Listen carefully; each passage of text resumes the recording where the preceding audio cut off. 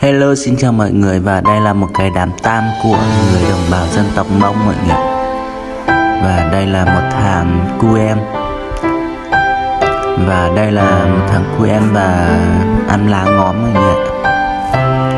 Trên này hầu như là buồn là hay đi ăn lá ngón lắm mọi người.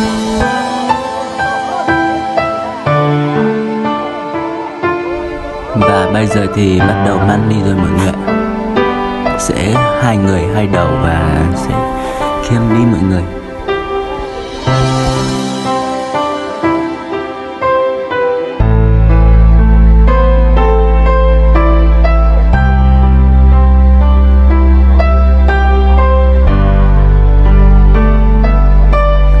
Sẽ có hai người hai đầu và mỗi người cầm một con dao và cắt một cái là họ khiêng đi. Đây mọi người.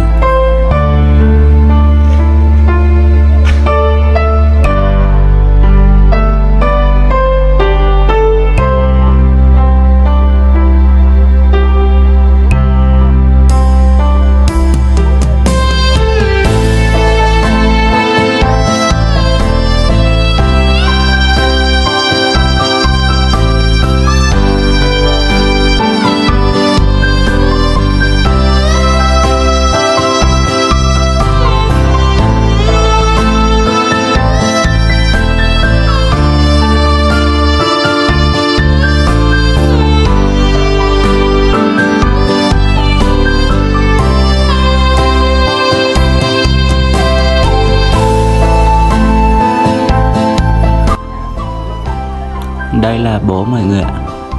Đây là bố đấy. Chú mà đội cái mũ này là bố. Và một đứa con của chú ấy ra đi là chú ấy khóc nức nở đấy mọi người.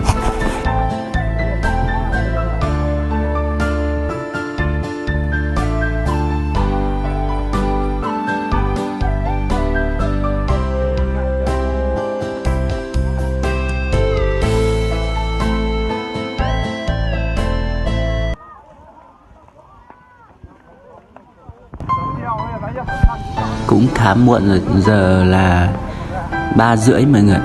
Thế là mọi người chạy rất là nhiều mọi người. Sợ đi tối là không được về. Chạy rất là nhiều mọi người đây.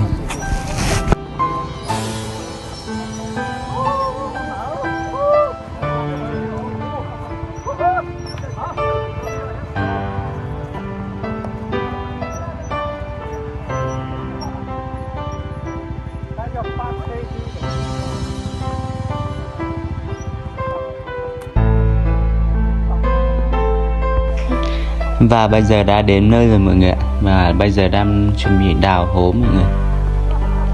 Và dưới này là thằng em mọi người. Sẽ có những người dưới này trông coi mọi người. Trông coi để không có muỗi mòn này bay vào. Sẽ có một chú cầm một cái cây như này để vậy mọi người. Vậy con muỗi mọi người.